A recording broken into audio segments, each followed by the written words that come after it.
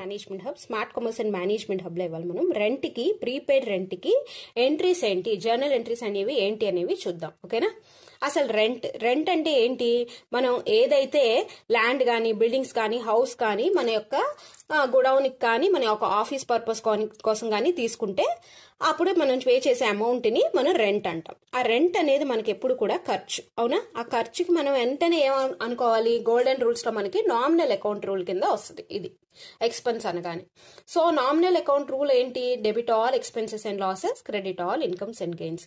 కాబట్టి debit expense అయినా loss అయినా డెబిట్ చేయాలి అని చెప్తున్నారు. సో మనం రెంట్ అకౌంట్ డేటాని డెబిట్ చేసాం అనమాట. ఓకేనా? To cash. ఇక్కడ క్యాష్ అనేది మనం ఎందుకు క్రెడిట్ చేసామంటే, క్యాష్ అనేది ఎప్పుడు కూడా మనకి రియల్ అకౌంట్ కింద వస్తుంది. రియల్ అకౌంట్ యొక్క రూల్ ఏంటి? Debit what comes in, credit what goes out. అవునా? సో ఇక్కడ క్యాష్ అనేది మనకి వెళ్ళిపోతుంది కాబట్టి మనం క్రెడిట్ చేసాం.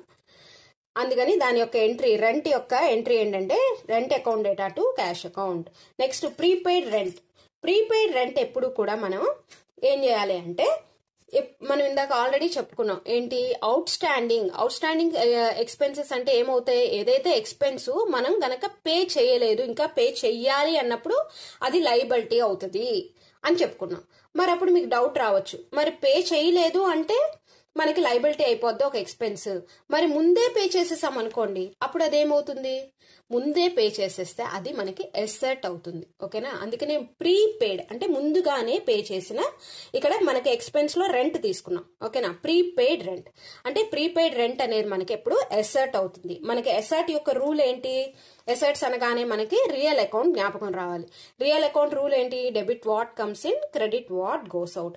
అందుకని డెబిట్ వాట్ కమ్స్ ఇన్ కింద అంటే ప్రీపెయిడ్ రెంట్ అనేది మనకి ఒక ఎసెట్ వచ్చిన దాని కింద తీసుకుని మనం ప్రీపెయిడ్ రెంట్ అనేది మనం డెబిట్ చేస్తాం. మరి దేన్ని క్రెడిట్ చేయాలంటే, ఏదైతే ఎక్స్పెన్సో, ఇప్పుడు మనం ప్రీపెయిడ్ రెంట్ కి సంబంధించిన ఎక్స్పెన్స్ కాబట్టి ఆ రెంట్ ని మనం క్రెడిట్ చేస్తాం. సో కీ డిఫరెన్స్ చూడండి, రెంట్ అయితే మనకి ఎక్స్పెన్స్, ప్రీపెయిడ్ రెంట్ అయితే మాత్రం మనకి అసెట్. మరి ఇది ఎక్కడ చూపిస్తాం? ప్రీపెయిడ్ రెంట్ అంటే మనం బ్యాలెన్స్ షీట్ లో చూపిస్తాం. ఓకేనా? Thanks for watching.